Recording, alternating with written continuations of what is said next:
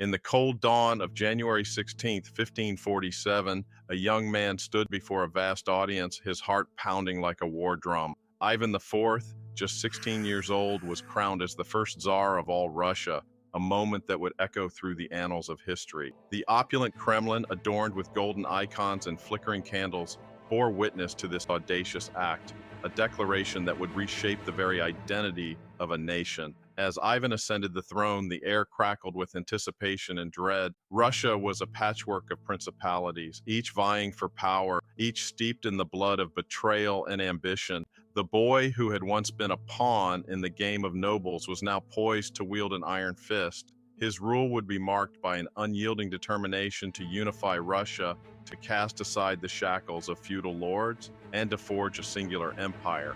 Yet, beneath the gilded facade, shadows loomed. The specter of treachery whispered through the halls of power as Ivan's childhood was marred by violence and distrust. His mother was poisoned, a brutal act that ignited a firestorm of vengeance within him. Each decision he made, each decree he issued would be laced with the haunting memories of loss. As the years unfolded, Ivan would grapple with the very essence of authority, torn between the need for absolute power and the fear of his own becoming. The rise of the Tsars was not merely a tale of glory, it was a saga of conflict, ambition, and the relentless pursuit of an empire that would stretch far beyond the icy borders of Russia. In the shadowed corridors of the Kremlin, a young Tsar stood on the precipice of monumental change, his eyes locked on the horizon.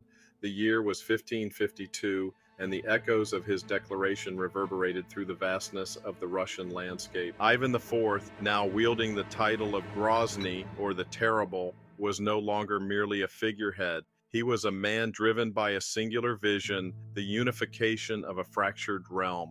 As he gazed upon the sprawling lands that stretched before him, he envisioned a Russia bound by loyalty, not fear. Yet, the very ambition that fueled his ascent to power ignited flames of dissent among the nobility who whispered of rebellion in the dark corners of their lavish estates. The boy who sought to unify now faced the specter of civil strife as boyars plotted beneath the gilded veneer of their privilege. In the spring of that same year, Ivan launched a campaign against the Tatar Khanate, a formidable adversary that threatened the borders of his burgeoning empire. Clad in armor that glinted like the dawn, he led his troops with fervor, the clash of steel and the cries of men echoing in the valleys. Victory was not merely a goal, it was a necessity, a proclamation that the Tsar of all Russia would not be trifled with. Yet, amid the triumphs of the battlefield, the seeds of paranoia began to sprout within Ivan's mind. Each victory felt tainted by the specter of betrayal,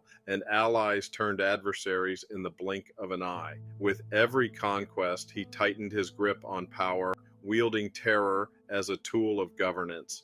The heart of an empire beat fiercely, but its pulse quickened with dread, the very foundation of Ivan's rule trembling beneath the weight of ambition and fear. As the last echoes of victory faded, a darker storm brewed within Ivan's soul. The year was 1560, and the once bright dreams of a united Russia now flickered like a dying ember. The death of his beloved first wife, Anastasia, sent shockwaves through the Tsar's heart, plunging him into a chasm of despair. In the depths of his grief, the once visionary leader transformed into a tyrant, haunted by the shadows of his own making. The lavish halls of the Kremlin, once vibrant with the laughter of courtiers, now became a stage for Ivan's paranoia. The boyars, those nobles who had once rallied behind him, found themselves ensnared in a web of suspicion. Ivan, wielding his newfound authority like a sword, began to purge those he deemed untrustworthy. In a brutal display of his resolve, he unleashed the Oprichniki, a secret police force that instilled fear across the land.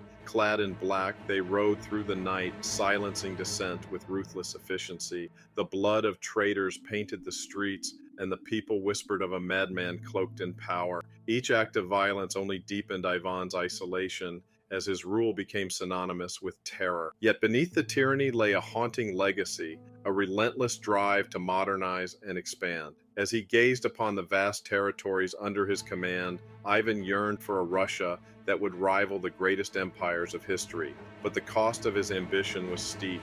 The very fabric of society began to unravel.